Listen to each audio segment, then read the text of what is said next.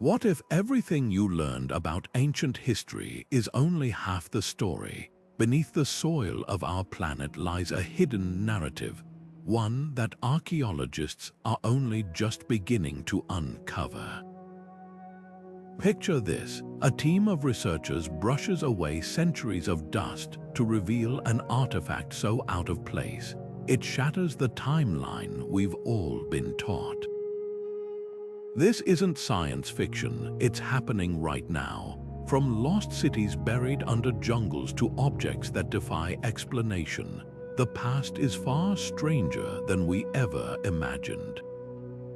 And today, we're diving into 30 of the most baffling archaeological finds that are forcing historians to rewrite the textbooks. Think about the last time you held something ancient, a coin, a piece of pottery, maybe even a fossil. Now imagine that object telling a story completely at odds with what experts have claimed for generations. That's the reality of modern archaeology. Every shovel that strikes the earth has the potential Chinese letter, our understanding of human civilization.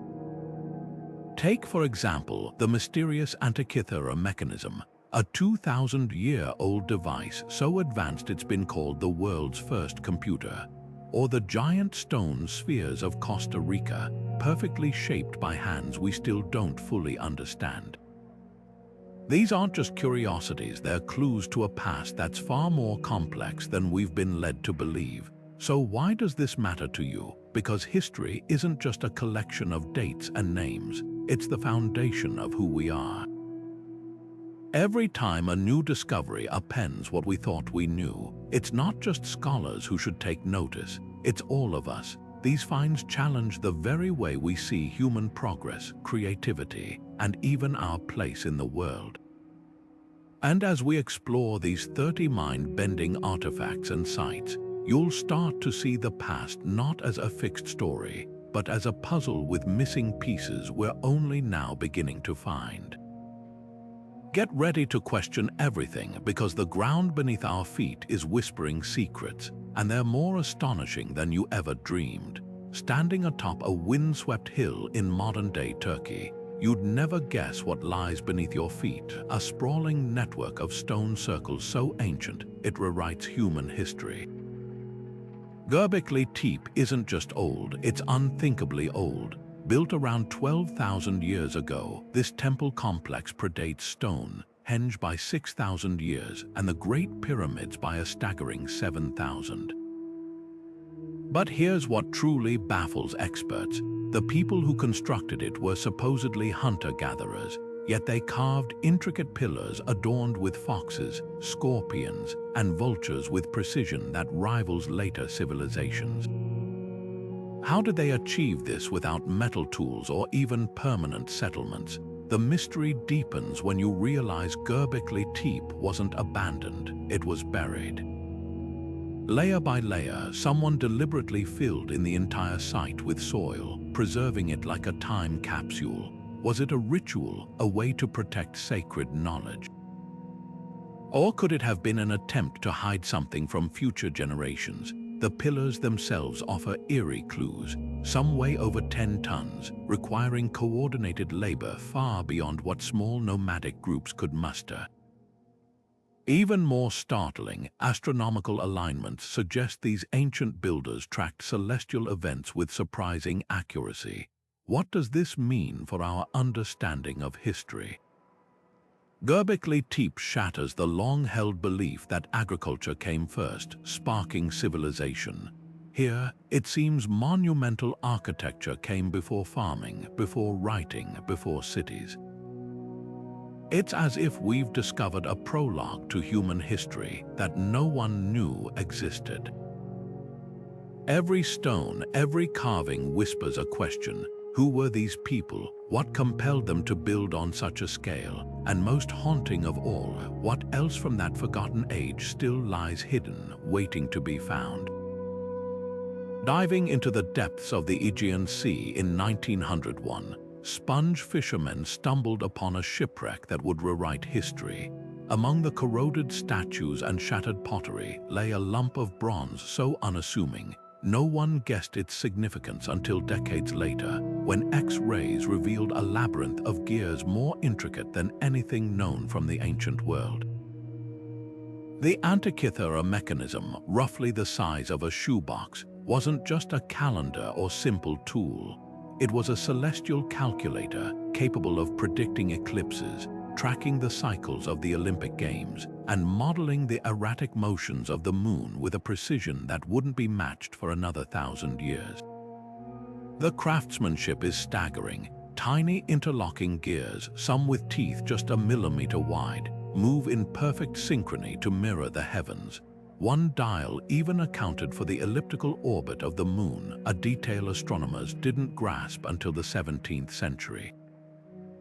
But here's the real kicker: we've found nothing like it from its time. No blueprints, no mentions in ancient texts, no precursor devices showing gradual development. It's as if this technological marvel appeared out of nowhere, a single glittering thread in a lost tapestry of knowledge. Who built it? The leading theory points to the workshop of Archimedes, the legendary Greek inventor whose creations were said to defy belief. Ancient writers described his planetariums, mechanical models of the cosmos, but until the Antikythera Mechanism surfaced, historians dismissed these accounts as exaggerated myths.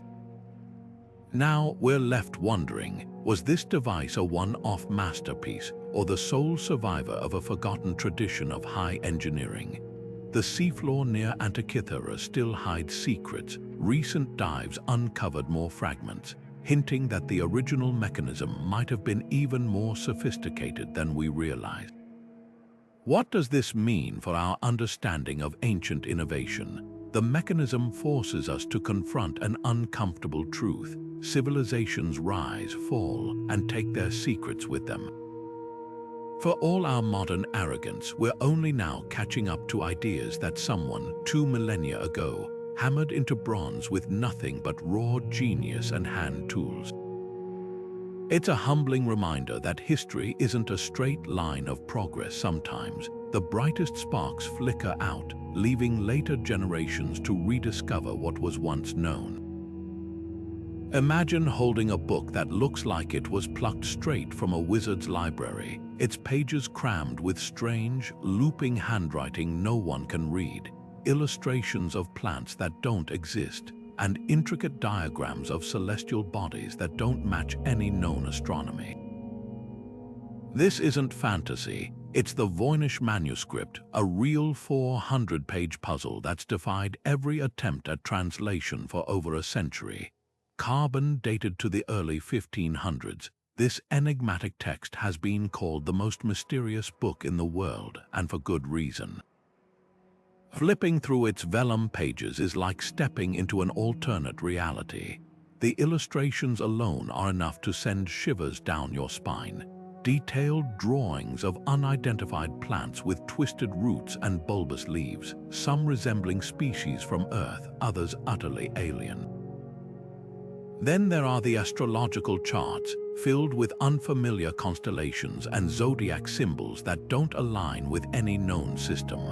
One section features dozens of nude women bathing in green-tinted pools connected by elaborate plumbing, while another shows what appear to be microscopic cellular structures centuries before microscopes were invented. Every page feels like a deliberate taunt, a riddle wrapped in a cipher. Experts have tried and failed to crack its code. Cryptographers, linguists, even World War II codebreakers armed with early computers have taken a swing at it, but the text resists all known methods of decryption. The script follows patterns that suggest a real language with syntax and word repetitions, yet it matches no known alphabet or cipher. Some theories claim it's an elaborate medieval hoax, while others insist it's a lost scientific treatise or even an artifact from a forgotten civilization. The most tantalizing possibility, that it's written in a constructed language, a deliberate code meant to conceal knowledge too dangerous or sacred to share openly. What makes the Voynich Manuscript so endlessly fascinating isn't just its indecipherable text, it's the unsettling feeling that we're missing something profound. Unlike other historical mysteries, this one offers no breadcrumbs, no key hidden in plain sight. It simply sits there, silently daring us to understand. And perhaps that's the point. Some secrets aren't meant to be uncovered, at least not yet. Stretching across nearly 200 square miles of Peru's arid desert, the Nazca Lines aren't just geoglyphs, they're a colossal canvas of unanswered questions. From the ground, these shallow etchings in the rust-colored earth look like little more than worn footpaths. But rise just a few hundred feet into the air, and the landscape transforms into a gallery of staggering precision. A 300-foot hummingbird with wings outstretched, a spider with one leg curling into a perfect spiral, even a figure some call the astronaut with its bulbous head and outstretched hand. These aren't random scratches, they're masterpieces of geometry, some stretching over 900 feet long with lines so straight they deviate less than 4 feet over a mile.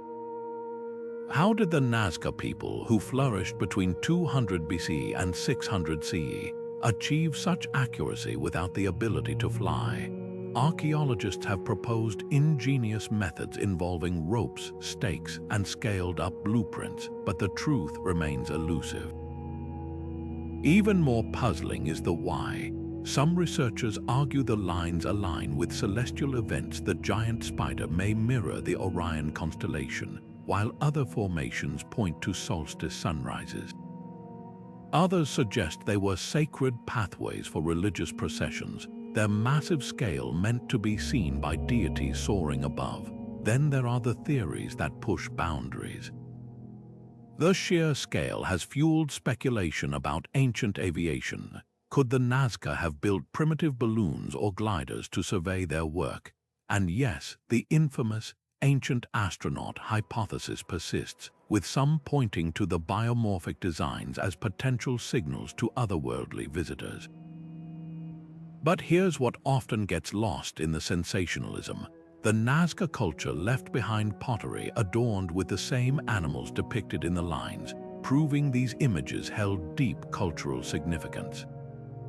Perhaps the most haunting aspect isn't the lines themselves, but their preservation. The desert's unique microclimate, almost no rain, winds that sweep away dust rather than deposit it, has kept these fragile designs intact for 2 millennia. It's as if the Nazca engineered not just the artwork, but its immortality. Today, as drones reveal previously unknown glyphs buried beneath the sand, we're forced to confront an uncomfortable truth. These ancient people may have understood their environment and their place in the cosmos far better than we've ever given them credit for. What lingers isn't just the mystery of their creation, but the quiet certainty that we're still missing a fundamental piece of the puzzle. The Nazca didn't just draw on the desert. They encoded a worldview, a blend of art, astronomy, and spirituality that whispers across centuries. And with every new line discovered, the desert reminds us that some messages aren't meant to be read quickly. They demand we slow down, look closer, and perhaps, just perhaps, change how we see the past altogether. In a quiet corner of the National Museum of Iraq sits an unassuming clay jar, one that could rewrite the history of technology as we know it. Discovered in 1936 near Baghdad, this 2,000-year-old artifact, along with several others like it, looks simple at first glance. A terracotta vessel about the size of a fist, sealed with asphalt and containing an iron rod encased in a copper cylinder. But here's where things get electrifying, literally. When archaeologists examined these jars, they found traces of an acidic residue, likely vinegar or wine. Combine that with the metals inside, and you've got all the components of a primitive battery, one capable of generating a small but measurable electric current. The implications are staggering. If these jars were indeed used to produce electricity, it means the Parthians, who ruled Persia around 200 BC to 200 CE, may have tamed a force that wouldn't be harnessed again until the 19th century. Replicas of the so-called Baghdad Battery have been built by modern researchers, and they work producing around 1 to 2 volts, enough to electroplate gold onto silver, or perhaps even create mild medicinal shocks. Ancient texts hint at mysterious, light-giving devices in temples, and some speculate these batteries could have powered rudimentary lamps or played a role in religious rituals.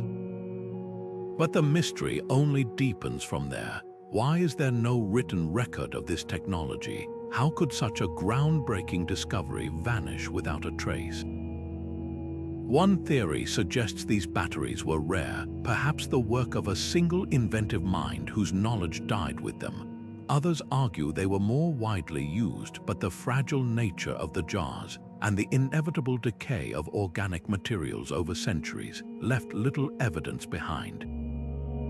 Then there's the unsettling possibility that we've misinterpreted them entirely. Skeptics point out the jars could have been simple storage containers for sacred scrolls, their metal rods merely protective casings. Yet the acidic residue is hard to ignore. Whether these artifacts were batteries, religious objects, or something else entirely, they force us to confront a humbling truth.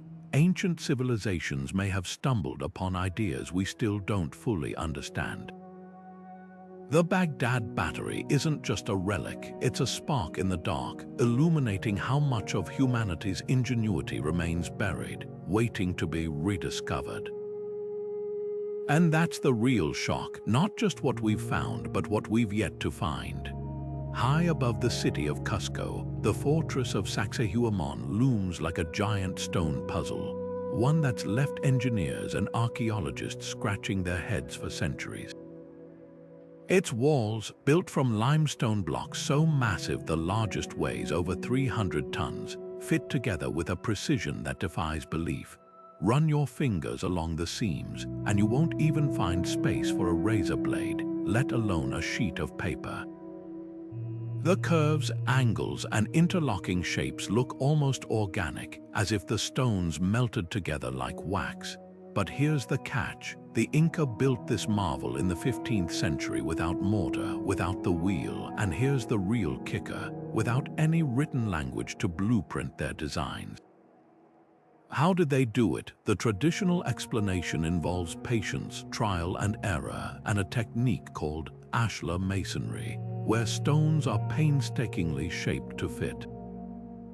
But that doesn't account for the sheer scale. Some blocks have 12, even 14 perfectly matched angles, each carved to interlock with its neighbors like a three-dimensional jigsaw.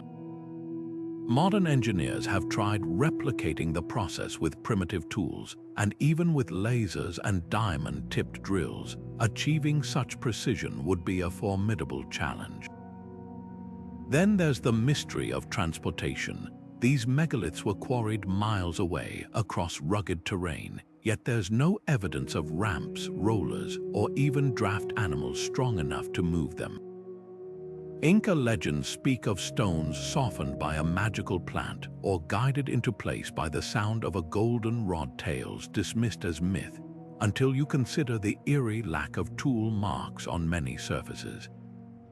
Were the Inca masters of forgotten acoustic or vibrational techniques, or did they inherit knowledge from an even older, more advanced culture? Theories spiral from there. Some point to the wall's zigzag patterns, mirroring the Andean deity Ilapa's lightning bolts, as proof of sacred geometry. Others note the stone's resistance to earthquakes, a feature modern architects still study. But perhaps the most haunting question isn't how Sacsayhuamán was built, but why with such obsessive precision. This wasn't just a fortress, it was a statement.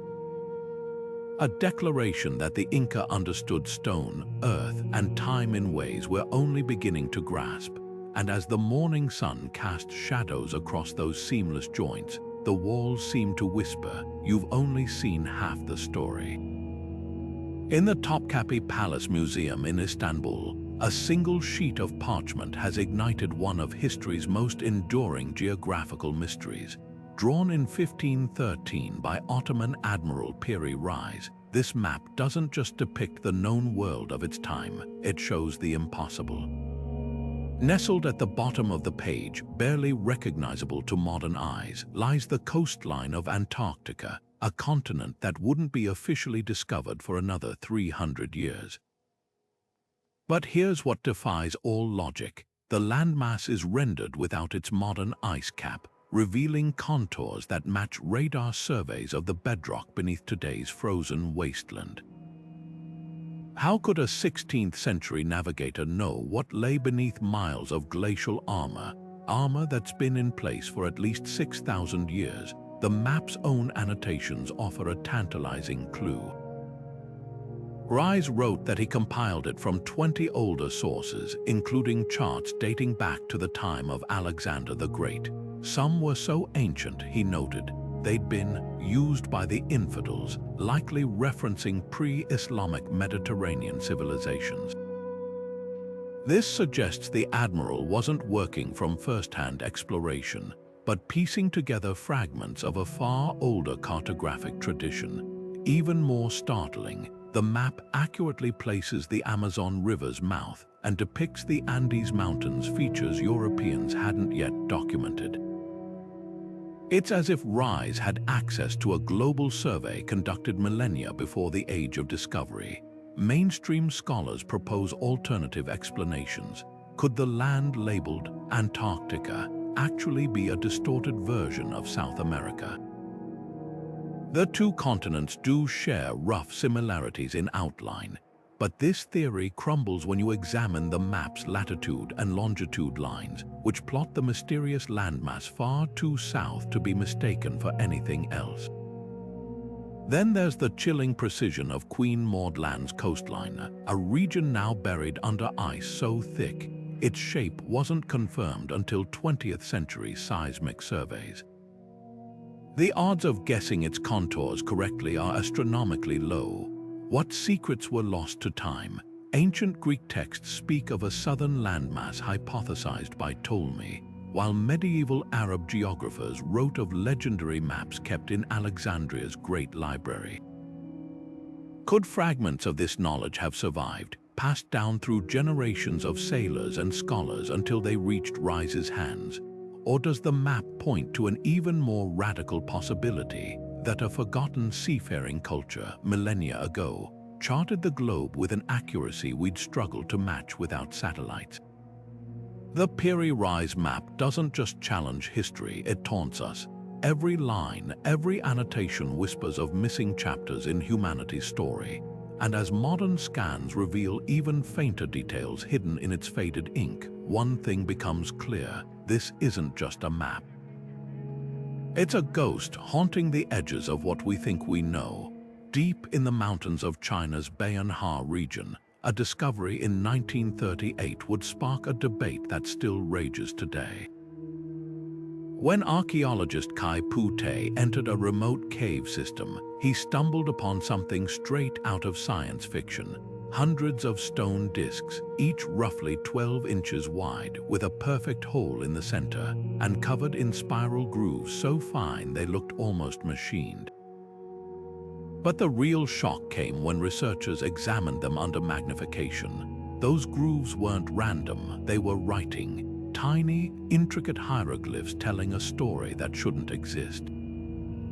Translated by experts in the 1960s, the script allegedly describes an event 12,000 years ago, when a group called the Dropa descended from the clouds in crashing vessels. Stranded and unable to repair their ships, they supposedly took refuge in the caves, eventually intermingling with local tribes. The discs even detail their appearance: small stature, large heads, and eyes unlike those of humans. It's a narrative ripped straight from modern UFO lore, yet these artifacts predate the flying saucer era by millennia. What makes the Dropa stones so tantalizing isn't just their story, it's their composition. Laboratory analysis reportedly revealed high levels of cobalt and other metals, with a vibrational frequency that suggested they'd once been exposed to intense electromagnetic fields. Some researchers even claimed the discs emitted a faint humming sound when placed on a special turntable. But here's where the mystery thickens. Most of the stones vanished during World War II, and the handful that remain are locked away, their authenticity fiercely debated. Mainstream archaeologists dismiss them as Neolithic ceremonial objects, their writing merely natural erosion or later additions, yet the questions linger. Why would an ancient culture craft hundreds of nearly identical discs, each requiring months of painstaking labor? Why the spiral pattern, a shape that recurs in crop circles and modern depictions of galactic motion? And most hauntingly, why does this story echo so many indigenous legends worldwide, from the Hopis, Star People, to the Sumerian tales of the Anunnaki? Whether the Dropa stones are proof of extraterrestrial contact or an elaborate hoax, they force us to confront an uncomfortable possibility. Our ancestors might have witnessed things we're only now beginning to imagine.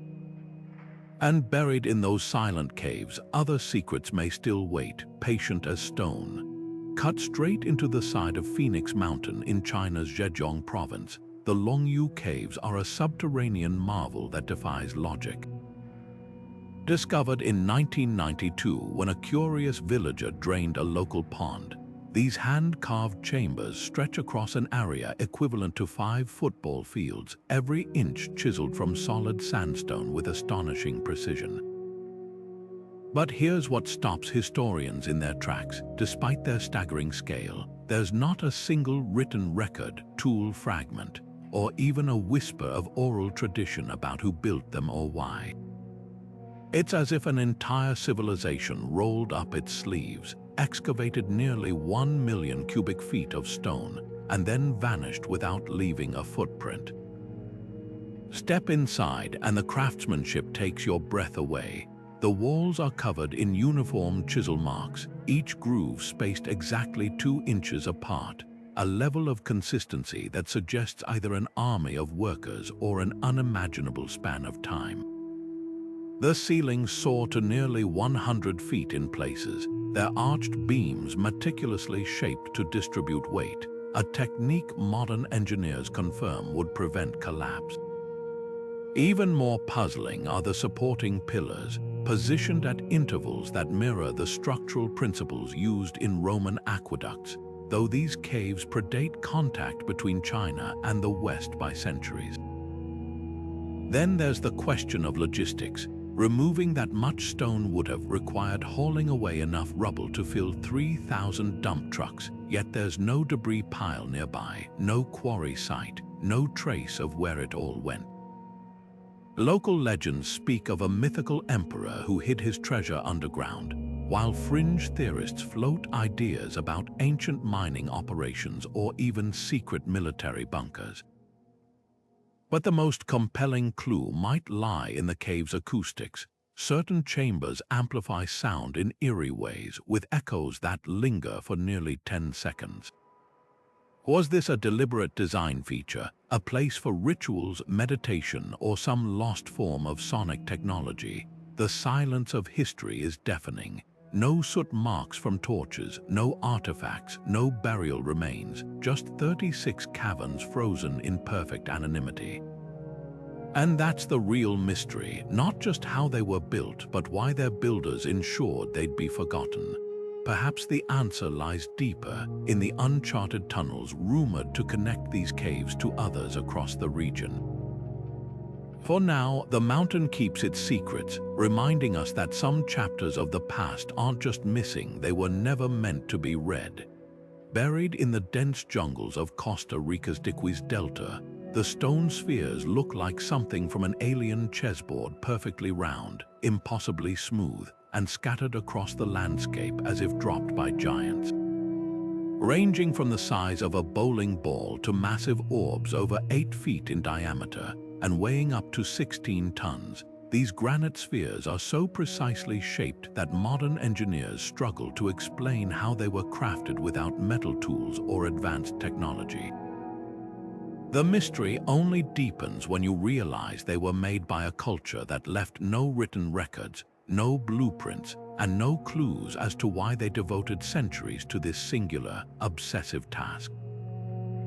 The most startling feature isn't their size, but their near-flawless geometry. Laser scans reveal deviations of less than 2 millimeters in some spheres, a level of precision that rivals modern machining. Archaeologists theorize the builders used a combination of heat, water, and meticulous pecking with hammerstones to shape the granite, but the process would have required generations of trial and error. Even more perplexing is their distribution. Some spheres sit in solitary grandeur, while others form precise lines or geometric patterns. One cluster near the town of Pommer aligns with celestial events, suggesting they might have functioned as an astronomical calendar or sacred markers for rituals tied to the solstices. Then there's the enigma of transportation.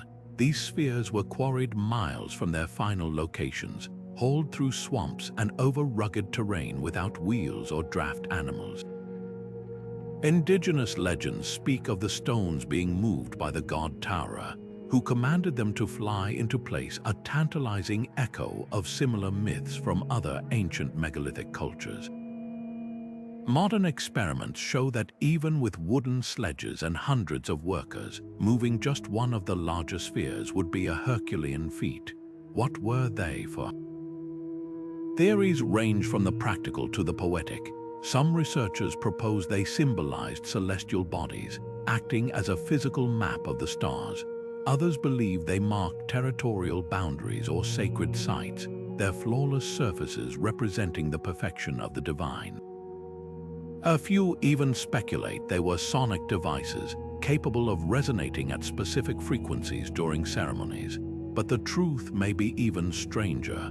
Recent LiDAR surveys have uncovered previously unknown spheres buried beneath the jungle floor, hinting at a vast, interconnected network we've only begun to map. The stones refuse to give up their secrets. Unlike other ancient mysteries, there's no grand tomb, no temple, no inscription to decode, just silent, perfect spheres guarding the memory of a culture that mastered stone in ways we still don't understand. And perhaps that's the point. Some creations aren't meant to be explained. They're meant to endure, to remind us that the past holds wonders beyond our reckoning. As the jungle slowly reclaims them, these spheres remain a testament to the human drive to shape the world not just for utility, but for beauty, for meaning, for the sheer awe of it. Buried deep inside a chunk of Cretaceous-era rock in Texas, the London hammer looks like it could have fallen straight out of a 20th century toolbox. Discovered in 1936 by hikers near Red Creek, this 6-inch-long hammerhead with its intact wooden handle was encased in stone estimated to be 400 million years old, a time when dinosaurs hadn't even evolved, let alone humans capable of forging metal.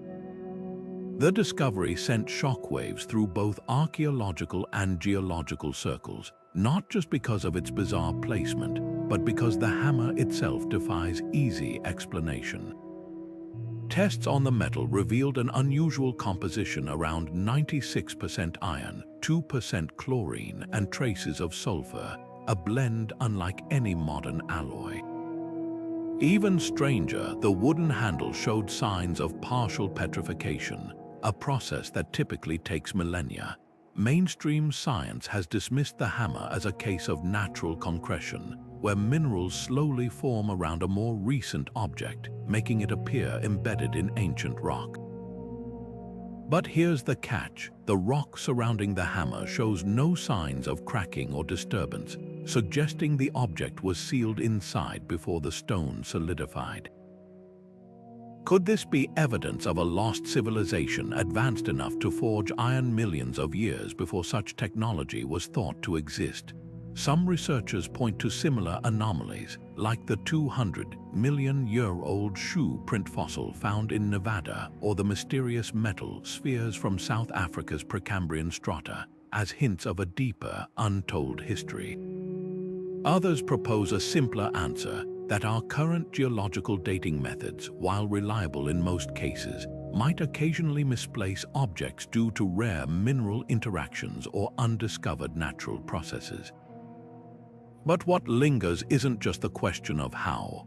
It's the unsettling implication that our planet's timeline might be far less settled than we think. The London Hammer doesn't just sit there in its museum case as a curiosity. It taps insistently against the walls of established science, daring us to reconsider what we're certain we know. And whether it's a freak of nature or a relic of something unimaginably ancient, one thing's for sure: some discoveries refuse to fit neatly into the past we've constructed for them. Held behind bulletproof glass in Turin's Cathedral of St. John the Baptist, a single piece of linen has ignited one of history's most heated debates. The Shroud of Turin, measuring 14 feet long and 3 feet wide, bears the faint, haunting imprint of a bearded man with wounds consistent with crucifixion, hands crossed over the pelvis, lacerations across the back, even what appears to be a puncture near the ribs. To millions of believers, this is the burial cloth of Jesus Christ, a sacred relic imprinted by divine energy during the resurrection. To skeptics, it's an elaborate medieval hoax, a clever forgery meant to inspire pilgrimages and donations. But after decades of scientific scrutiny, the Shroud refuses to surrender its secrets easily. The controversy exploded in 1988 when radiocarbon dating placed the linen's origin between 1260 and 1390, squarely in the Middle Ages. Case closed, not quite. Critics quickly pointed out the tested sample came from a corner that might have been repaired after a fire in 1532, contaminating the results. Worse, the weave itself matches first-century designs from Judea, not medieval Europe. Then there's the image itself. Modern forensics reveal the markings aren't painted. They're a superficial discoloration, only one fiber deep, with no pigment or brushstrokes. Advanced analysis suggests the pattern could have been created by a burst of ultraviolet radiation, something no medieval artist could have faked. Perhaps the most baffling detail lies in the Shroud's three-dimensional information. Unlike a painting or photograph, the image contains encoded spatial data. When NASA scientists analyzed it in the 1970s using VP8 image enhancement, a technology designed for mapping planetary surfaces, they discovered the Shroud's shading corresponds perfectly to the distances between cloth and body, as if it recorded a momentary flash of light radiating from every point of the figure simultaneously. No known medieval technique could achieve this effect. Even more eerie, pollen grains found embedded in the fibers match species native to Jerusalem, including a rare thorn plant used in Roman-era crowns. So where does that leave us? The Shroud exists in a limbo between faith and science, each new study deepening the mystery rather than solving it.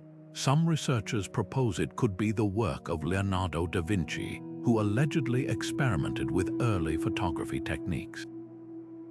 Others suggest it might be a genuine artifact from the 1st century, altered or enhanced over time.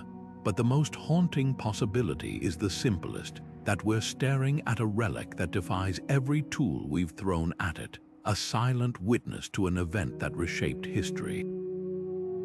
Whether divine or inexplicably man-made, the Shroud endures as a mirror reflecting not just an ancient face, but our own relentless need to find answers in the unknown. Rising from the red clay of Elbert County, Georgia, the guidestones stood like a modern-day Rosetta Stone, except instead of translating ancient languages, they preached a chilling vision of the future. Erected in 1980 under mysterious circumstances, this 19-foot-tall granite monument bore 10 directives carved in 8 languages, from English to Swahili, each message more provocative than the last. Maintain humanity under 500 million in perpetual balance with nature. Read the first commandment, while others called for a single global language and controlled reproduction. To some, it was a blueprint for utopia. To others, a manifesto for dystopia and the identity of its creators, a shadowy group identifying themselves only as R. See Christian, a name many believe was a nod to the legendary Rosicrucian secret society. The stones weren't just controversial, they were magnetically strange. Their alignment tracked celestial movements with eerie precision, the central pillar acting as a gnomon for a solar calendar, while a slot in the capstone pointed directly to the North Star. A small hole drilled at eye level framed the sunrise during solstices and equinoxes, suggesting the builders weren't just philosophers but skilled astronomers. Even the choice of languages seemed deliberate, covering regions poised for massive population growth. Was this a warning, a prophecy, or something darker? Conspiracy theories erupted like wildfire. Some claimed the guidestones were a harbinger of elite-led depopulation, citing the monument's call to guide reproduction wisely. Others saw ties to occult symbolism, pointing to the Rosicrucian connection and the stone's alignment with sacred geometry. Then there were the whispers of a time capsule buried beneath, its contents and opening date known only to the anonymous architects. Local residents reported strangers in suits visiting the site at odd hours, fueling speculation that the stones were a meeting point for some clandestine order. The mystery reached its peak in 2022 when an explosion, later deemed intentional, reduced the monument to rubble. Authorities hastily demolished the remaining structure, citing safety concerns, but the aftermath raised more questions than answers. Who wanted the guidestones gone? Why then? And why was the damage so thorough that even the fragments were pulverized? Some argued it was an act of ideological erasure, while theorists noted the timing coincided with growing scrutiny of globalist agendas. What lingers isn't just the stone's physical absence, but the unresolved tension between their ideals and execution. However you interpret them, as a warning, a threat, or merely an eccentric art project, the guidestones forced a confrontation with humanity's most uncomfortable questions about sustainability, sovereignty, and survival. Their destruction didn't silence those questions, it amplified them. Now, all that remains are photographs, fragments, and a gnawing sense that someone, somewhere, thought these words were important enough to carve in stone. And that, perhaps, is the most unsettling part of all. Beneath the crystal-clear waters off Japan's Yonaguni Island lies a site that stops divers mid-kick, a sprawling complex of massive stone terraces, sharp right angles, and towering pillars that look like the ruins of a sunken metropolis. Discovered in 1986 by a local diver searching for hammerhead shark habitats, the Yonaguni monument stretches nearly 500 feet long and rises 80 feet from the ocean floor. Its most striking feature, a series of near-perfect steps, some over 30 feet wide, carved with such geometric precision that they seem to defy the randomness of nature. The debate over its origins splits experts into two passionate camps. Marine geologists argue these formations are textbook examples of sandstone fracturing, shaped over millennia by tidal erosion and seismic activity. They point to similar natural structures worldwide, like Northern Ireland's Giant's Causeway, where nature produces uncannily symmetrical patterns. But here's the twist: Yonaguni's steps align along straight planes with razor-sharp edges, while its two parallel monoliths stand like sentinels just 16 feet apart, a spacing too uniform for many to dismiss as coincidence. Proponents of the artificial origin theory, led by the late researcher Masaaki Kimura, have catalogued features that scream human intervention. a carved relief resembling a human face. A stone circle that could be an altar, even what looks like a paved road winding around the structure. Most compelling is the monument's location. It sits on a shelf that would have been above sea level until roughly 10,000 years ago during the last ice age. Could this be evidence of a prehistoric culture advanced enough to build monumental architecture only to vanish beneath rising waters? Skeptics counter that pareidolia, the human tendency to see patterns where none exist, is at play. The face might be a trick of light and shadow, the altar a collapsed rock layer. Yet even the most ardent naturalists admit Yonaguni is an outlier. Unlike most underwater formations, its surfaces show minimal marine growth, suggesting they were exposed to air far more recently than geology predicts. And then there's the cultural context. Okinawan folklore speaks of an ancient kingdom called Mu that sank beneath the waves, a legend echoing Plato's tale of Atlantis. Diving deeper reveals more mysteries. Sonar mapping has uncovered what appear to be additional structures nearby a possible stadium, a pyramid-like mound hinting that Yonaguni might not be a lone anomaly but part of a larger complex. Meanwhile, tools or pottery fragments could settle the debate, yet none have been found. The ocean guards its secrets fiercely here, with strong currents and limited visibility making prolonged study nearly impossible. What makes Yonaguni so captivating isn't just the question of whether it's natural or man-made, it's the possibility that our planet's most dramatic chapters might be hidden in plain sight, waiting beneath the waves. Whether carved by human hands or the patient chisel of time, this underwater enigma forces us to reconsider how much history has been lost to the sea. And as rising ocean levels threaten coastal sites worldwide, Yonaguni stands as a silent warning. Civilizations rise, but the tide always wins. Etched into the walls of the Temple of Hathor at Dendera, a series of carvings have sparked debates that blur the line between archaeology and science fiction. One panel in particular stops visitors in their tracks, a scene showing what appears to be an oversized light bulb, its curved glass enclosure supported by a pillar, with a snake-like filament twisting inside and a cable running to a box held by a priest-like figure. To modern eyes, it's uncanny, a 2,000-year-old depiction of electrical illumination. But is this truly evidence of ancient Egyptian technology, or are we projecting our modern worldview onto sacred symbolism? The so-called Dendera light has become a battleground of interpretation. Proponents of the ancient electricity theory point to the Baghdad Battery as proof that early civilizations harnessed power, suggesting the carving could represent a lost form of electroplating or even temple lighting. They highlight the bulb's resemblance to early 20th century Crookes tubes, vacuum chambers used to study electrical discharges. Even the filament resembles the twin spirals of an incandescent wire, while the cable terminates at what looks like a capacitor or battery. The enigmatic Jed pillar, a symbol often associated with stability but reinterpreted here as an energy source. Mainstream Egyptologists, however, offer a very different reading. The scene, they argue, is part of a well-documented cosmological narrative.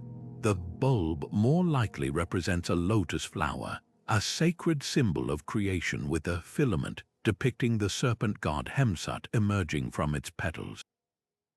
The cable could be a stylized sunbeam or divine umbilical cord, connecting the earthly and celestial realms. Supporting this view are adjacent carvings showing similar motifs in clearly religious contexts, like the nighttime journey of the sun god Ra through the underworld, carried in a bark surrounded by protective serpents.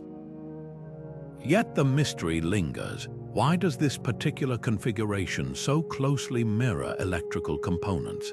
The temple's dark inner chambers where these carvings reside, would have been nearly impossible to illuminate adequately with just torches or oil lamps, a practical challenge that fuels speculation about alternative light sources.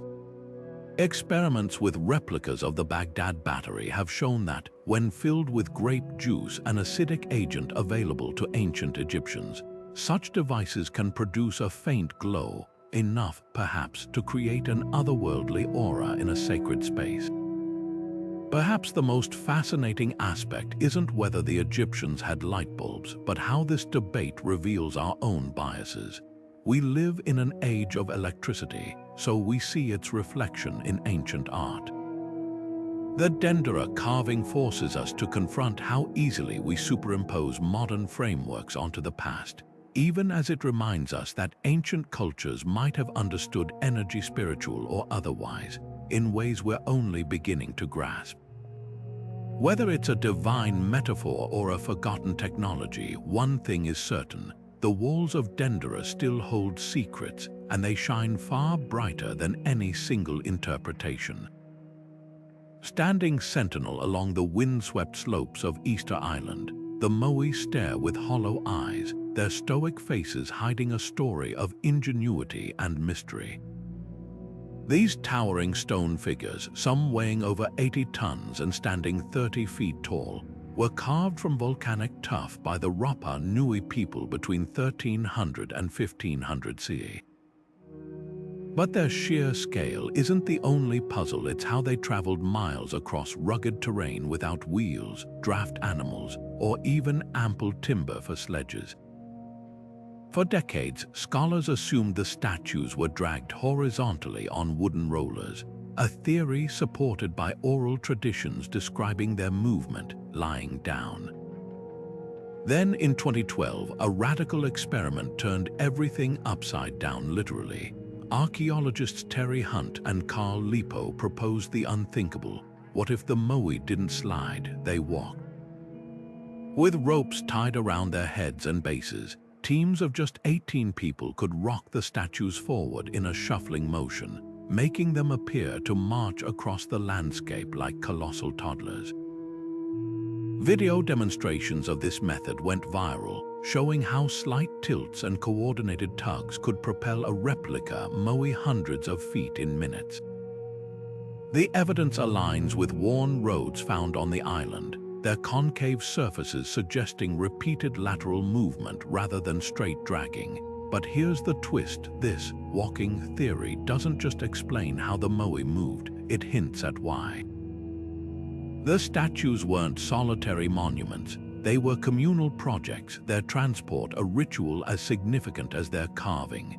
Oral histories describe the process as a sacred mana, a spiritual energy transferred through collective effort. Each rocking motion, each synchronized pull wasn't just labor, it was a ceremony binding the community to their ancestors, whose faces the Moai embodied. This cultural context makes their eventual abandonment even more haunting. By the time Europeans arrived in 1722, many Moai lay toppled, half buried in the dirt. Traditional narratives blame ecological collapse, the island's deforestation, for rollers and levers, leading to famine and warfare. But newer research complicates that tale. Pollen studies suggest the island's palm forests were already declining before the statue building peaked, possibly due to introduced rats gnawing seeds. The truth may lie in a collision of forces, not just environmental stress, but the upheaval of European contact, slave raids, and disease. Yet the Moai's silence speaks volumes. Their fallen forms aren't just relics of collapse, they're testaments to a society that dared to carve giants from stone and walk them across the earth. And as climate change threatens Easter Island's coastline with rising seas, these stoic sentinels face a new challenge. How long will they stand before the ocean whispers the next chapter of their story?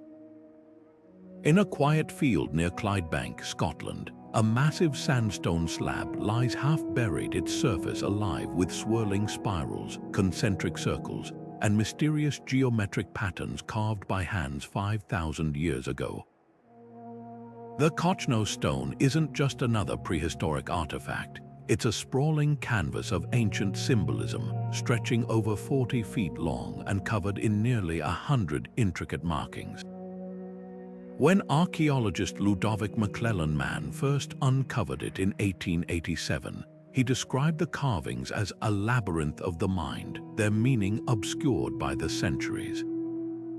But look closer and you'll notice something extraordinary. The designs aren't random. Some spiral patterns mirror the motion of celestial bodies, while others resemble star clusters or even early attempts at mapping lunar cycles. What sets the Kochno stone apart isn't just its scale, but its eerie precision. The carvings were pecked into the rock with such care that even after millennia of weathering, their depth and symmetry remain startling. Modern researchers using 3D imaging have revealed previously hidden details, lines so fine they suggest the use of specialized tools, and alignments that correspond to solar events like solstices. One theory posits the stone served as a Neolithic observatory, its markings tracking astronomical phenomena to guide planting cycles or ritual calendars. Others see it as a sacred portal, its spirals representing journeys between worlds in the belief systems of the people who carved them.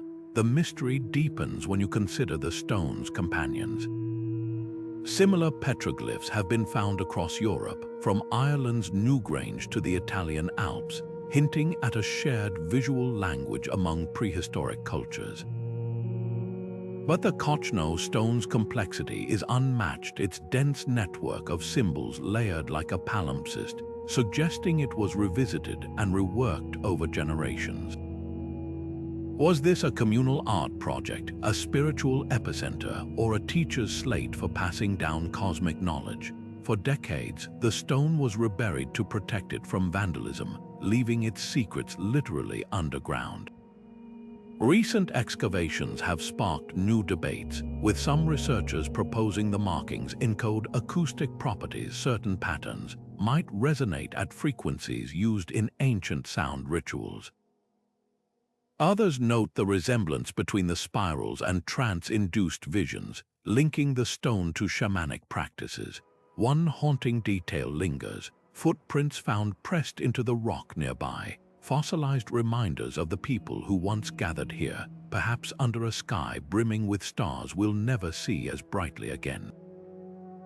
The Kochno stone refuses to surrender its story. Unlike tomb paintings or pottery shards, it offers no written clues, no buried artifacts to contextualize its purpose. It simply exists, a silent testament to a time when art, science, and spirituality were inseparable. And as modern technology peels back its layers, we're left with a humbling realization. Some messages aren't meant to be read, only felt, like the faint echo of a drumbeat across 5,000 years. Scattered across the rolling hills of Laos Xingquang Plateau, the Plain of Jars is a landscape that feels both ancient and eerily unfinished. Thousands of massive stone vessels, some standing 10 feet tall and weighing up to 14 tons, dot the terrain like forgotten chess pieces abandoned mid-game. Carved from sandstone and granite between 500 BC and 500 CE, these jars vary from rough-hewn cylinders to finely polished artifacts with interior grooves so precise they suggest specialized tools. But here's what baffles archaeologists. Despite decades of study, no one knows for certain who created them, how they were transported, or why they were left behind in such staggering numbers. The leading theory points to burial practices. Excavations have uncovered human remains, ceramic grave goods, and even quartz stones placed beneath some jars, clues that hint at funeral rites. Local legends speak of a giant king who brewed rice wine in the vessels to celebrate a military victory, while others claim they stored rainwater for traveling caravans. But the truth may be more complex. Recent surveys using ground-penetrating radar revealed hidden pits filled with cremated bones and iron tools, suggesting the jars were part of a multi-stage burial process. Families might have placed bodies inside to decompose before transferring the bones to underground chambers, a practice seen in other Southeast Asian cultures.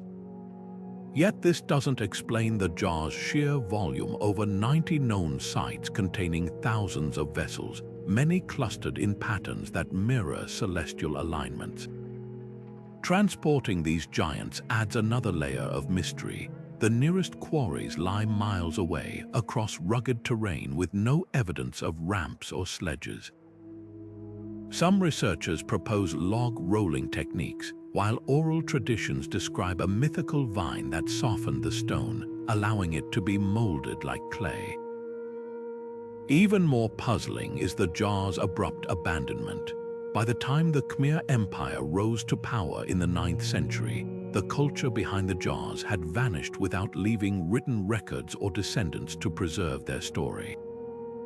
Then there's the modern tragedy layered atop the ancient one. During the Vietnam War, American bombers targeted the region, leaving the plain littered with unexploded ordnance. Over a quarter of the jars were destroyed, and today, less than 10% of the sites have been cleared for safe exploration. It's a cruel irony. These silent sentinels survived 2 millennia, only to face obliteration from the skies. What lingers isn't just the mystery of their purpose, but the haunting sense of interrupted ritual. The jars don't feel like abandoned objects, they feel like paused intentions, as if their makers plan to return. Walking among them, you can almost hear the echo of chisels, the murmur of ceremonies left incomplete. And as archaeologists slowly clear the bombs to uncover more jars, one question hangs heavy in the air. Will we ever understand the hands that shaped them, or are some stories meant to stay buried?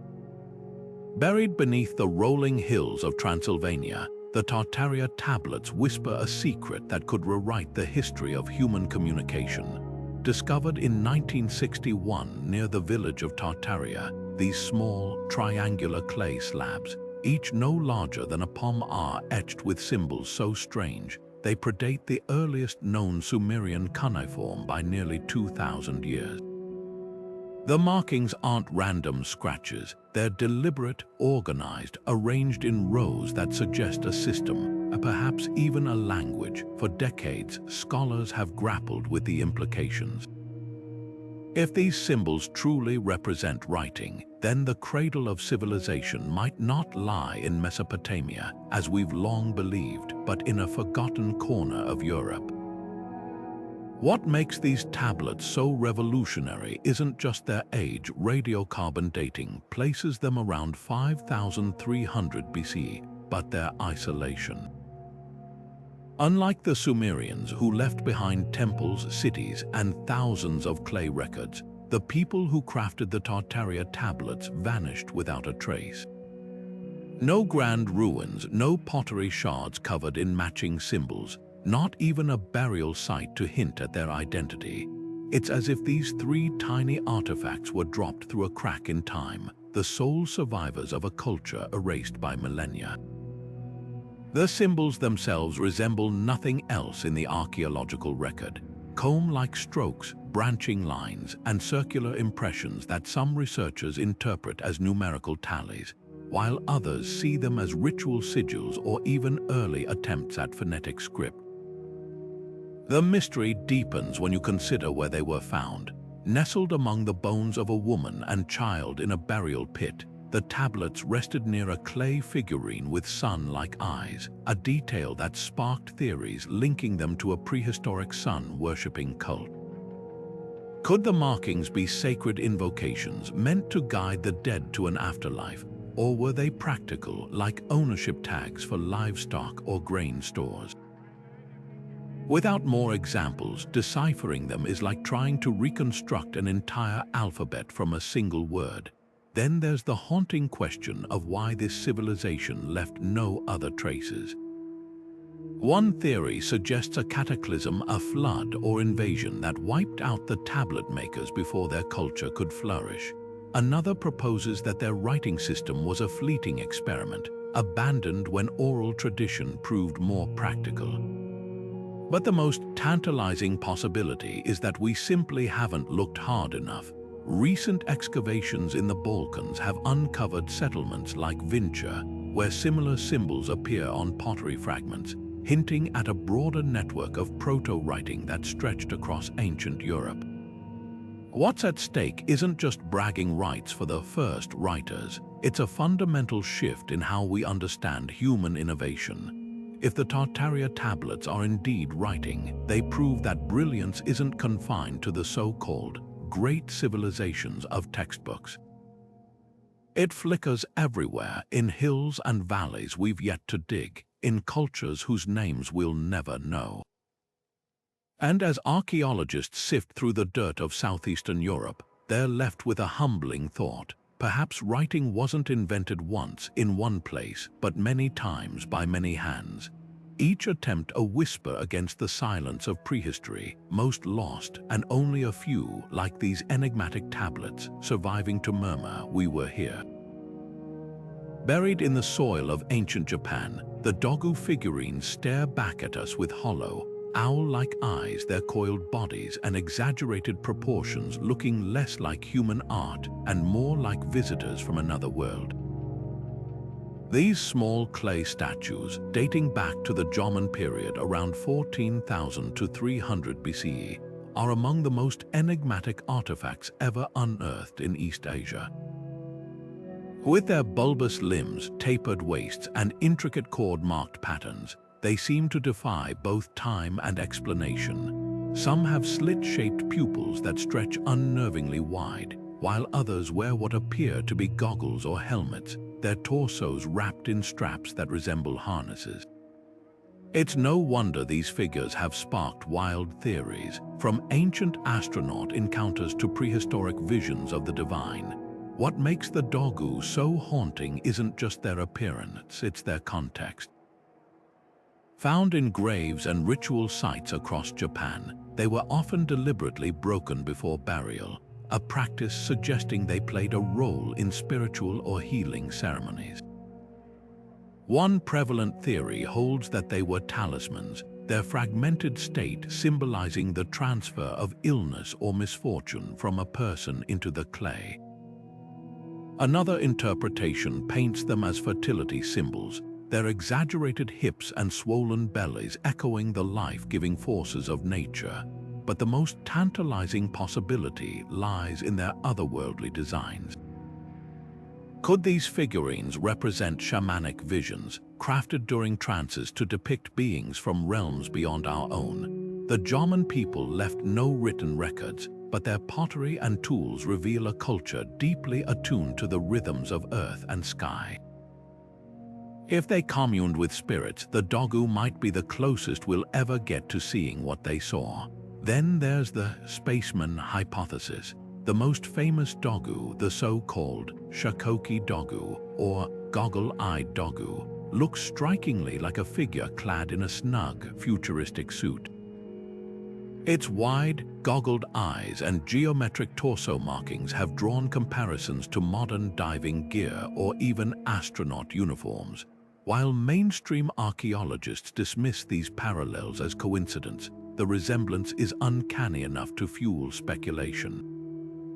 Could these figurines be distorted memories of encounters with an advanced civilization, or perhaps even a way to process celestial phenomena like comets or eclipses? The truth may never be fully known, but the Dogū's silent, staring faces challenge us to reconsider how ancient cultures interpreted the unknown. Recent studies add another layer to the mystery. X-ray scans of intact Dogū reveal small stones or pebbles hidden inside their hollow bodies, a deliberate feature that would have made them rattle when moved. This discovery hints at their use in rituals, where sound and movement might have been key to invoking spiritual presence. The Jomon people, it seems, didn't just sculpt these figures to be seen, they crafted them to be experienced as living conduits between worlds. Today, the Dogū endure as more than artifacts, they're mirrors. They reflect our own fascination with the unexplained, our longing to decode the past's whispers. Whether sacred icons, shamanic guides, or something stranger, they remind us that humanity's oldest stories aren't written in ink or stone, but shaped in clay, waiting patiently for hands curious enough to hold them. High on the slopes of Mount Baigong in China's Qinghai province, a cluster of rust-colored metal pipes juts from the rock like the bones of a long-dead machine. Discovered in the late 1990s, these strange tubes, some as wide as a foot in diameter, others as narrow as a toothpick, run deep into the mountain and extend into a nearby saltwater lake. At first glance, they look like the remnants of an industrial pipeline, but here's the catch. Geological testing suggests they've been there for millennia, long before recorded history. Their smooth, uniform shapes and deliberate placements defy easy explanation, leaving researchers torn between two possibilities. Are these the weathered traces of an ancient, advanced civilization, or just an unusually symmetrical quirk of nature? The pipe's composition only deepens the riddle. Analysis reveals they're made primarily of iron, with significant traces of silicon dioxide and calcium oxide, a mix that suggests sophisticated metallurgy. Some tubes show clear evidence of seams, as if they were manufactured in sections, while others branch at precise right angles reminiscent of modern plumbing. Most baffling of all, a few narrow pipes contain no sediment or corrosion, as if they were sealed with a technique lost to time. How could a prehistoric culture achieve such precision without the tools or infrastructure we'd expect? Proponents of the artificial origin theory point to legends of the Baigong area, where oral histories speak of a sky people who descended from the heavens and built strange structures. Could these pipes be the physical remnants of that forgotten contact? Skeptics, however, offer a different take. They argue the pipes could be the result of dendrites' natural mineral formations that crystallize in branching, tube-like patterns over centuries. Similar iron-rich formations have been found elsewhere, often mistaken for fossils or human artifacts. Yet even this explanation struggles to account for the sheer scale and complexity of the Baigong network. The pipes aren't isolated. They form an interconnected system, with some running horizontally into the mountain and others plunging vertically into the lakebed below. If this is nature's handiwork, it's a masterpiece of mimicry. Adding fuel to the mystery, traces of radioactivity have been detected in the area, not enough to be dangerous but sufficient to raise eyebrows. Could this hint at some long-lost energy source or industrial process? Or is it simply a geological anomaly, another layer of coincidence in an already perplexing site? The Chinese Academy of Sciences has remained cautiously neutral, acknowledging the pipe's unusual features while stopping short of endorsing any radical theories. What lingers isn't just the question of who made these pipes, or whether they were made at all, but what their existence says about our understanding of history. If they're artificial, they suggest a chapter of human innovation we've somehow missed.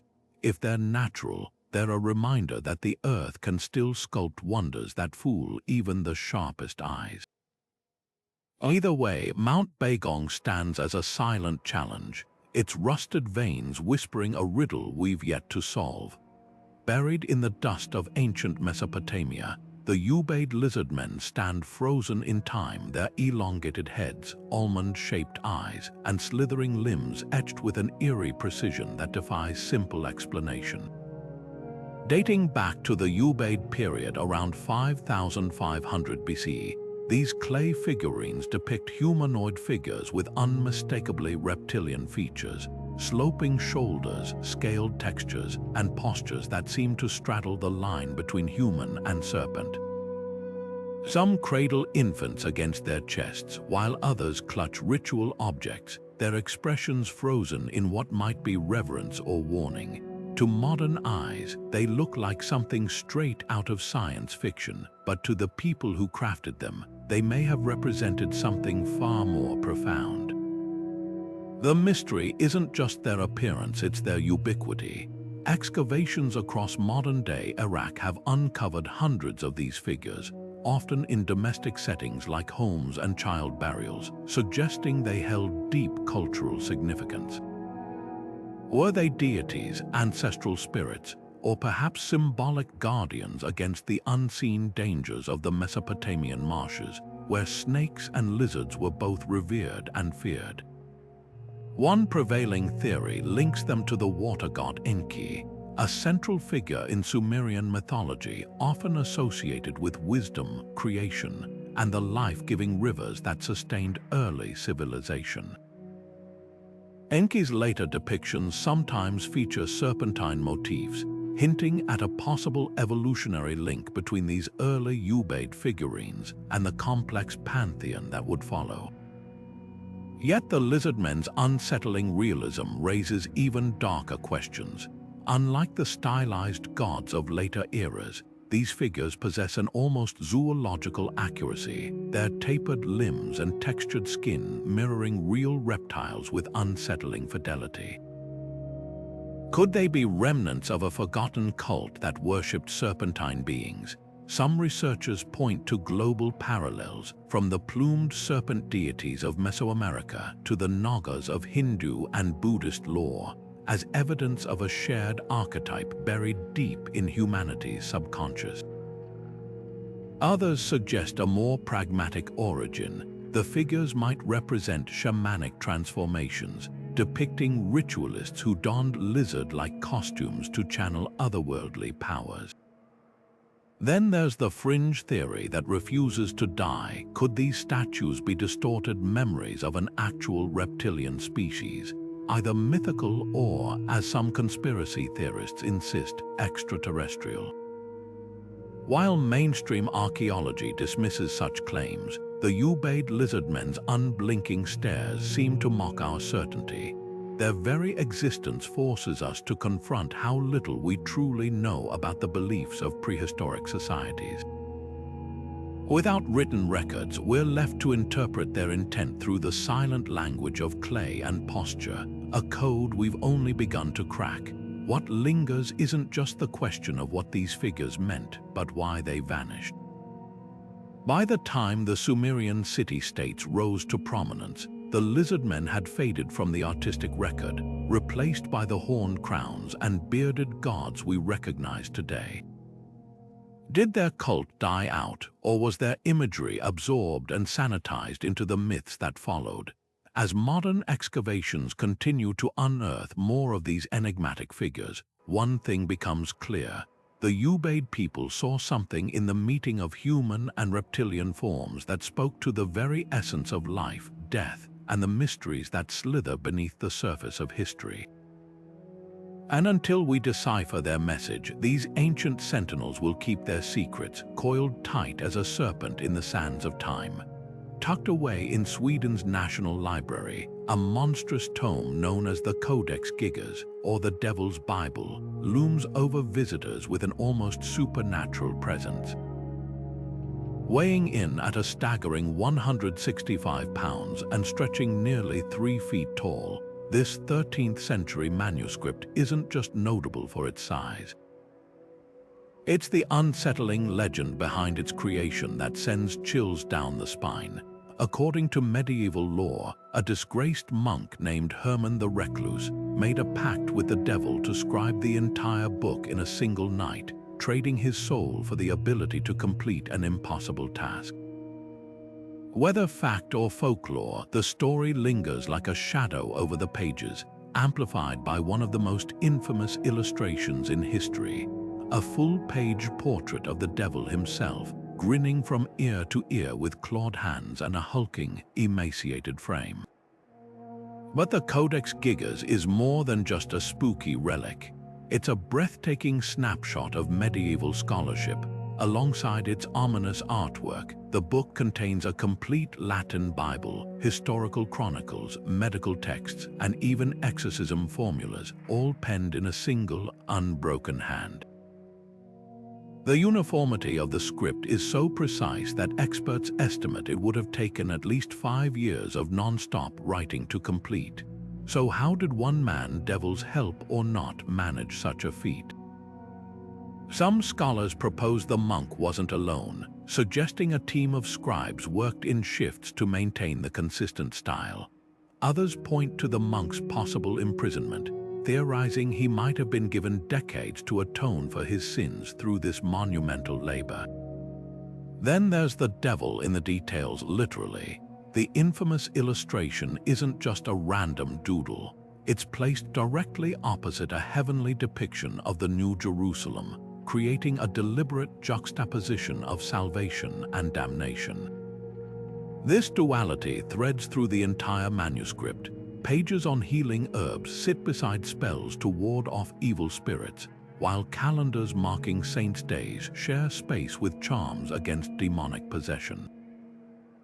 Was this a calculated act of devotion, a monk grappling with the duality of faith and fear? Or could it have been a medieval publicity stunt designed to shock and awe its audience into piety? The mystery only deepens when you examine the book's scars. A handful of pages near the end were violently ripped out, their contents lost to time. Were these missing folios heretical texts too dangerous to preserve? Personal confessions too damning to leave intact? Even the devil's portrait bears marks of defiance. Centuries of visitors have worn away the page edges from turning it too quickly, as if afraid to linger on his gaze. What makes the Devil's Bible so compelling isn't just its macabre legend, but what it reveals about the medieval mind. This wasn't a book of evil. It was a mirror of an era where the divine and the diabolical existed in uneasy balance.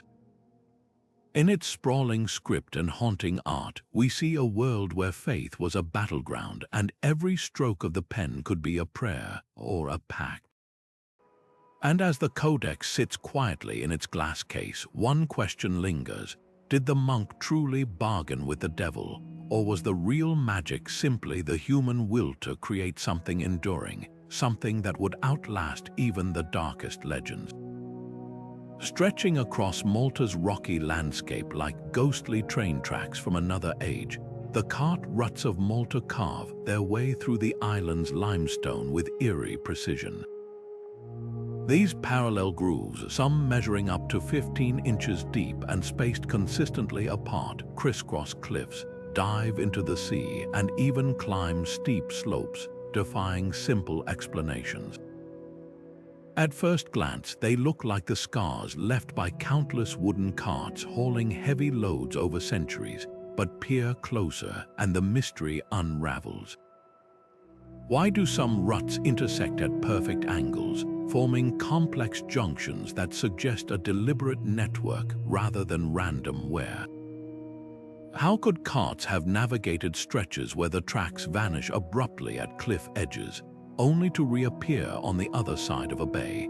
The leading theory points to the island's ancient temple builders, who quarried and transported massive stone blocks for structures like Haga Kim and Mnajdra.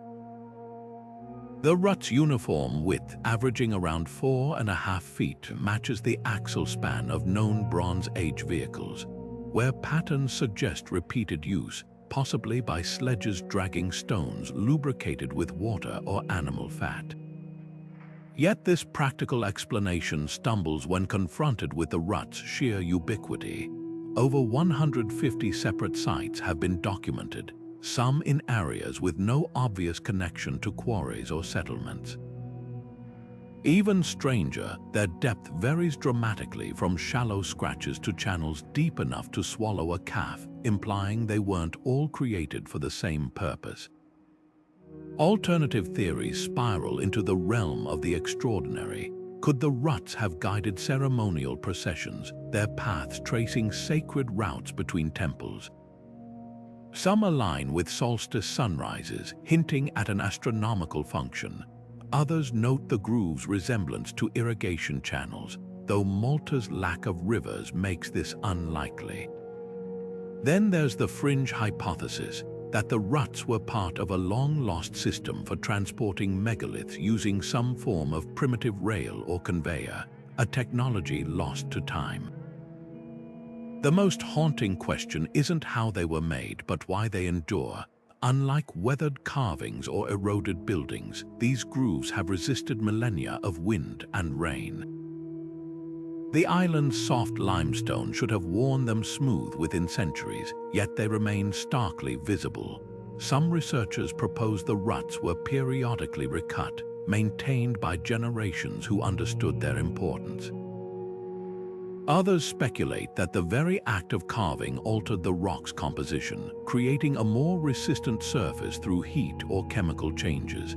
Standing at Clapham Junction, a site where dozens of ruts converge like a prehistoric subway hub, the air hums with unspoken history.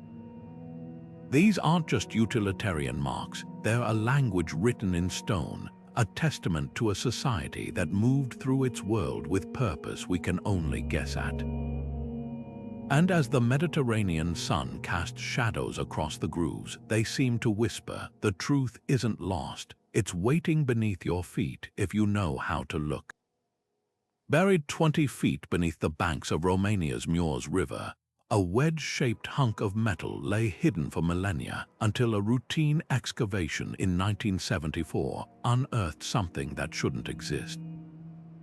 The Aod artifact, as it came to be known, was found nestled in a layer of sediment alongside mastodon bones, a prehistoric pairing that immediately raised eyebrows. At first glance, the object looked like a piece of heavy machinery, its flattened, aerodynamic form and symmetrical grooves suggesting precision engineering. But when lab tests dated it to 250,000 years old, the scientific community recoiled.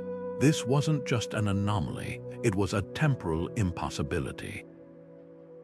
Initial analysis revealed the artifact was composed of 89% aluminum, a metal humans didn't smelt until the 19th century, with traces of copper, zinc, and other alloys. The kicker, aluminum doesn't occur naturally in pure form. Extracting it requires an industrial process called electrolysis, which demands electricity and temperatures over 900 degrees Celsius. So how did this sleek, manufactured-looking object end up in Pleistocene-era soil, a 250,000 years before Homo sapiens even evolved? The implications send a jolt through conventional timelines. Mainstream archaeologists offer cautious explanations. Some suggest the artifact might be a misidentified fossil, its metallic appearance the result of mineral replacement over eons. Others propose it's a fragment of a World War II aircraft that somehow sank deep into ancient strata, though the mastodon bones and lack of modern contamination in the surrounding sediment complicate that theory. Then there's the wild card. Could this be a relic of the controversial Younger Dryas impact hypothesis, which posits an advanced civilization was wiped out by a comet 12,000 years ago? The Aod object predates even that cataclysm by orders of magnitude, making it a fringe theory within a fringe theory. The most haunting detail lies in the artifact's design. Those symmetrical grooves and beveled edges aren't random. They mirror the shape of modern excavator teeth or aerospace components. When engineers examined it, they noted the wear patterns suggested heavy use, as if it had been part of a larger mechanical system. This level of sophistication clashes violently with everything we know about Paleolithic technology, a time when our ancestors were chipping flint hand axes, not machining aerospace-grade alloys. Perhaps the most unsettling question isn't what the Aod artifact is, but why it's alone. If an advanced civilization capable of metallurgy existed 250,000 years ago, where are their cities, their tools, their refuse heaps? Proponents of the upend, out-of-place artifact theory argue that such traces might lie buried under miles of ice or submerged beneath rising seas. Others counter that absence of evidence isn't evidence of absence after all. How much of our own plastic-choked civilization will remain detectable after 250 millennia? For now, the Ayod artifact sits in a Romanian museum labeled ambiguously as of uncertain origin. It doesn't just defy classification, it defies imagination. Whether it's a geological fluke, a hoax, or a genuine artifact from a forgotten chapter of Earth's history, one thing is certain. Some discoveries don't just challenge the edges of our understanding, they rip the textbook clean in half. And until science can fully explain this unassuming hunk of metal, it remains a silent provocateur, whispering that our planet's past might be far stranger than we've dared to dream. In a quiet field in China's Sichuan province, a farmer's shovel struck something far stranger than he could have imagined, not pottery or bones, but a face.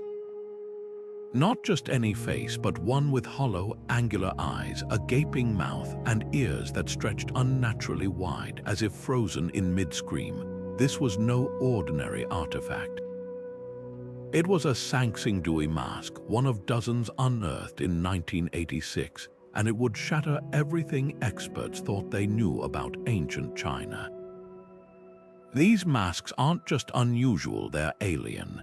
Cast in bronze over 3,000 years ago, they depict faces with exaggerated, almost surreal features, bulging eyes that slant toward the heavens, broad noses flaring like wings, and lips curled into expressions that could be divine ecstasy or otherworldly torment. Some stand taller than a human head, while others are small enough to wear, their surfaces once coated in gold leaf and vibrant pigments. But what truly baffles archaeologists is their complete disconnect from known Chinese artistic traditions. Unlike the serene, symmetrical faces of Shang Dynasty bronzes, these masks pulse with raw, primal energy, as if channeling visions from a dream or a nightmare. The discovery upended decades of scholarship. Before Sacsayhuamán, historians believed the Yellow River Valley was the sole cradle of Chinese civilization. Yet here, 1,000 miles southwest, lay a culture sophisticated enough to master bronze casting on a monumental scale without any apparent contact with their northern neighbors. The masks weren't alone. Alongside them, excavators found gold scepters, jade daggers, and a towering bronze tree stretching nearly 13 feet high, its branches adorned with birds and celestial symbols. This was no backwater tribe, it was a lost kingdom, thriving in isolation and then vanishing without a trace. Who were these people? The masks offer eerie clues. Many feature perforations along the edges, suggesting they were once mounted on wooden pillars or worn during rituals. Their exaggerated features might represent gods, ancestors, or even shamanic transformations, a physical manifestation of the spirit world bleeding into our own. One prevailing theory links them to the ancient Shu kingdom, a semi-mythical realm mentioned in later texts but long dismissed as legend. The Shu were said to worship deities with eyes like the sun and moon, a description that mirrors the mask's hypnotic, oversized eyes. But the greatest mystery isn't their meaning, it's their fate. Around 1200 BCE, the Sacsayhuamán culture abruptly abandoned their sprawling city, burying their most sacred objects in two massive pits before disappearing. Some speculate invasion or natural disaster, but there's no evidence of violence or decay. Instead, the artifacts were carefully arranged, even shattered deliberately, as if their power needed to be contained. Were they offerings to appease angry gods, a desperate attempt to preserve knowledge before an exodus? Recent discoveries only deepen the enigma. In 2021, just 20 miles from Sacsayhuamán, archaeologists uncovered another trove of bronzes at the site of Jinsha, some bearing the same distinctive style but crafted centuries later. This suggests the culture didn't vanish entirely. Its legacy flickered on, evolving in ways we're only beginning to trace. Standing before these masks today, you don't just see art, you witness a conversation across millennia, one conducted in a language of metal and mystery. They refuse to fit neatly into our timelines or textbooks, forcing us to ask, how many other civilizations rose, thrived, and vanished without leaving a single name behind? The Sacsayhuamán masks don't just stare back at us, they dare us to reconsider the very definition of history. Nestled in the mineral-rich deposits of South Africa's Ottosdal region, the Klerksdorp spheres present a riddle wrapped in 3 billion years of geological mystery. These small, metallic orbs, some no larger than a marble, others as big as a baseball, are etched with uncanny precision, their surfaces bisected by razor-thin grooves that look less like natural wear and more like the seams of a machined component. Discovered by miners in the 1980s while excavating pyrophyllite, a soft mineral used for ceramics, the spheres immediately sparked controversy. How could objects so symmetrical, so engineered in appearance, emerge from rock formations dating back to a time when Earth's only life forms were single-celled organisms? The debate hinges on two irreconcilable perspectives. Geologists argue the spheres are textbook examples of concretion's mineral accumulations that form around a nucleus, like a grain of sand, gradually layering into spherical shapes over eons. The grooves, mere compression lines from sedimentary shifts or mineral crystallization. Yet this explanation stumbles when confronted with the sphere's eerie uniformity. Many exhibit near-perfect balance, their equatorial ridges aligned with geometric precision that natural processes rarely achieve.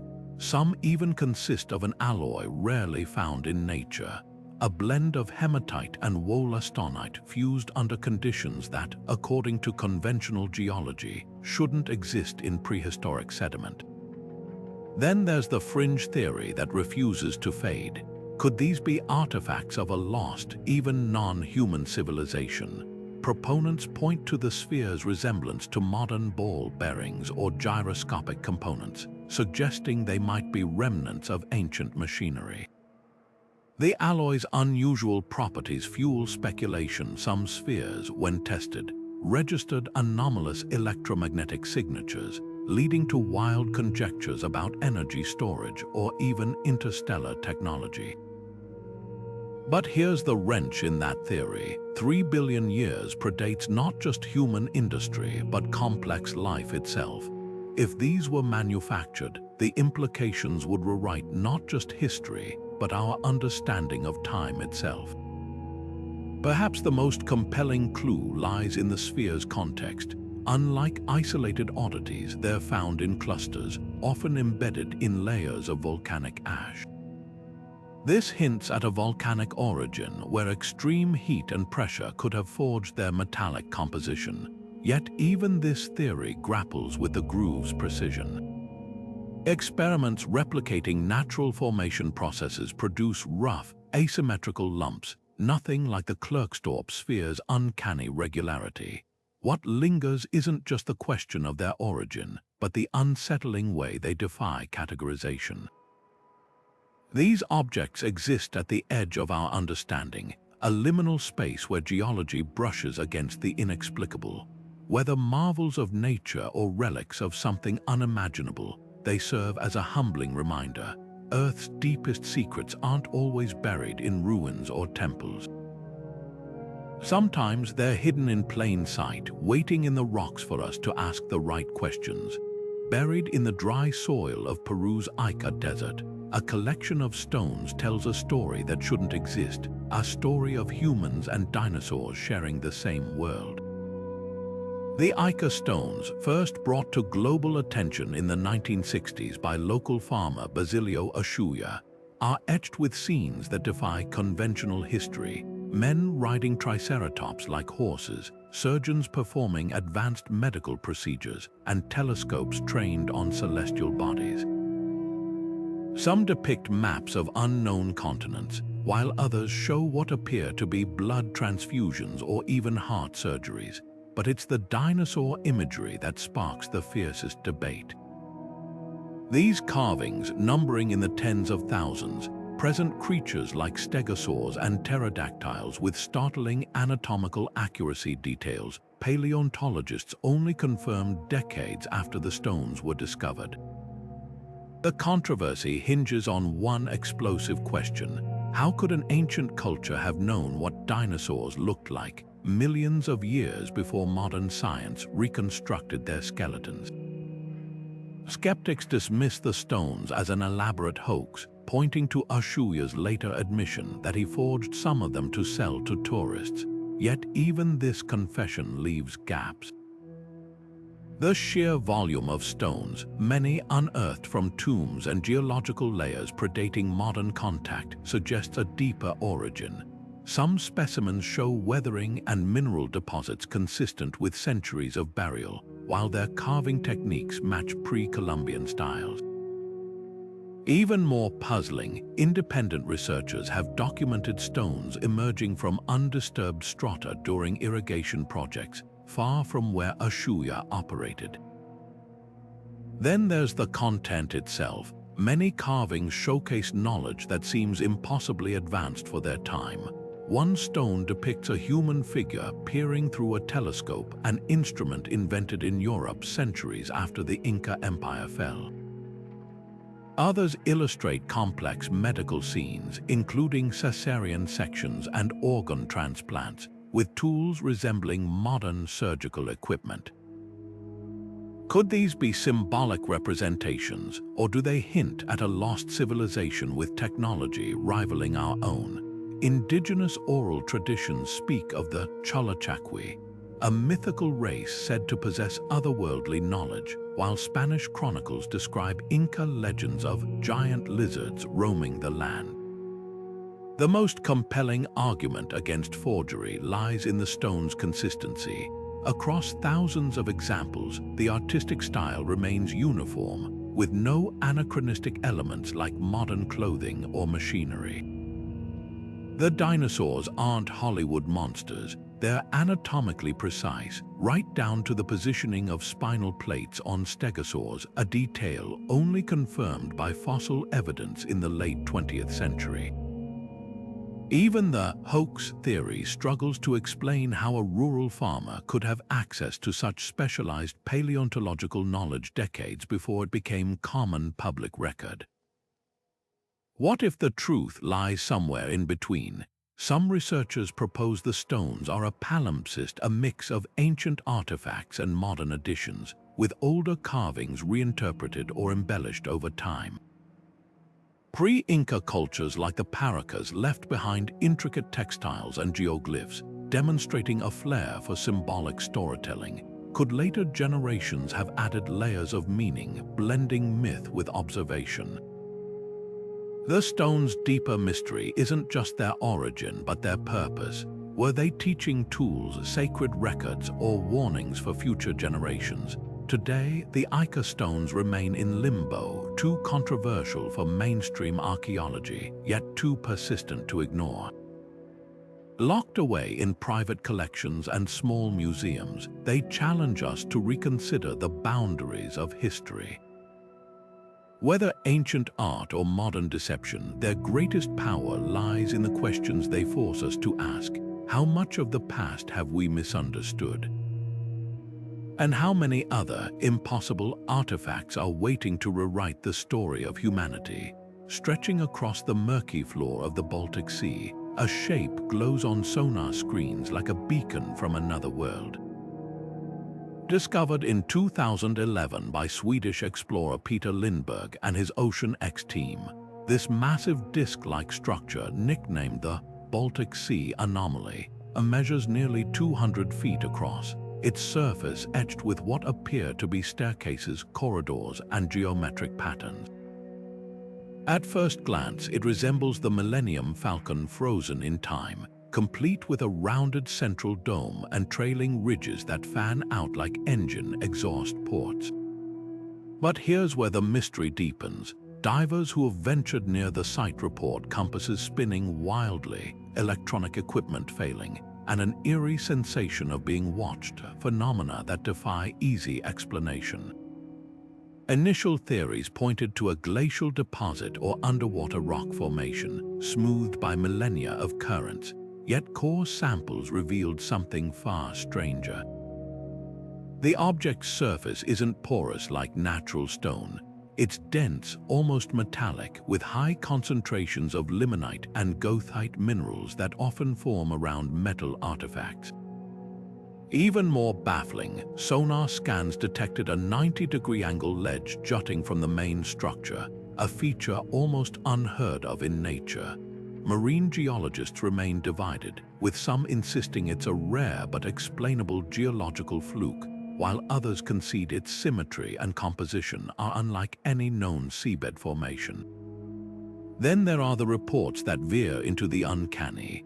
Divers describe a 25-foot wide circular entry point on the object's surface, flanked by what look like scorch marks, as if something had crashed or landed with tremendous force.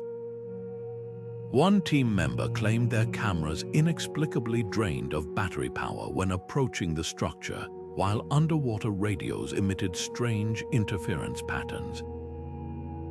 These accounts fuel speculation that the anomaly could be a sunken UFO or even a remnant of an ancient, advanced civilization. Skeptics counter that the Baltic's unique magnetic fields and methane vents could explain the equipment malfunctions, attributing the visual distortions to pareidolia, the human tendency to see familiar shapes in random patterns. The most compelling evidence might lie in the anomaly's context. The Baltic Sea was a glacial lake until roughly 10,000 years ago, meaning the structure, if artificial, could predate recorded human history. Could it be a lost megalithic site, submerged by rising waters at the end of the last ice age? Or does its sleek, almost aerodynamic design hint at something even older or otherworldly? Despite multiple expeditions, no one has retrieved definitive proof, leaving the anomaly to hover in scientific limbo. What makes the Baltic Sea anomaly so captivating isn't just its unresolved origin, it's the way it exposes the limits of our curiosity. Modern technology can map the ocean floor in exquisite detail, yet we still encounter formations that resist categorization. Whether a trick of geology, a relic of forgotten history, or something beyond our current understanding, this silent sentinel of the deep reminds us that Earth's last uncharted frontier isn't in outer space. It's right beneath our ships, waiting for the next diver brave enough to descend into its shadows. These 30 discoveries are more than just ancient oddities. They're seismic cracks in the foundation of everything we thought we knew about human history. Each one whispers the same unsettling truth. Our timeline is incomplete, littered with blank spaces where entire civilizations might have risen and fallen without leaving a trace. Think about that for a moment. We're standing on a planet where temples older than the pyramids emerge from Turkish hillsides, where bronze gears rivaling 19th century technology hide in Greek shipwrecks, and where stones etched with impossible knowledge defy translation. If these artifacts teach us anything, it's that curiosity is our greatest compass, because every time we assume we've pieced together the past, the Earth laughs and reveals another fragment that shatters the narrative. What's thrilling isn't just the mysteries themselves, but how they reshape our perspective. The past isn't a static exhibit behind glass. It's a living, breathing puzzle where every dig site and sonar scan has the potential to upend textbooks. Imagine holding the Baghdad Battery, its corroded wires humming with the ghost of forgotten science, or tracing the grooves of Costa Rica's stone spheres, each one a monument to precision we can't replicate without lasers. These aren't just relics, they're provocations, daring us to question who really pioneered technology, astronomy, and engineering. Could entire chapters of human achievement have been lost to time, war, or catastrophe? The evidence suggests we've only scratched the surface, and that's the real adventure. For every artifact we've uncovered, there are countless others still buried, beneath jungles, deserts, or even the ocean floor. The Baltic Sea anomaly might be a sunken city or a geological fluke. The Dropa stones could hold an extraterrestrial diary or a Neolithic hoax. The truth is out there, waiting for the next explorer armed with a shovel, a satellite, or sheer stubborn curiosity. That's why history isn't just about the past, it's about the future discoveries that will redefine us. So what do you think? Which of these enigmas keeps you up at night? Could the Antikythera Mechanism be a fragment of a larger technological tradition? Did the builders of Göbekli Tepe bury their temple to protect something or someone? The conversation doesn't end here. Drop your theories in the comments and let's keep digging together. Don't forget to subscribe and hit that notification bell because the next headline-making discovery could drop any day. Until then, stay curious. The past isn't finished with us.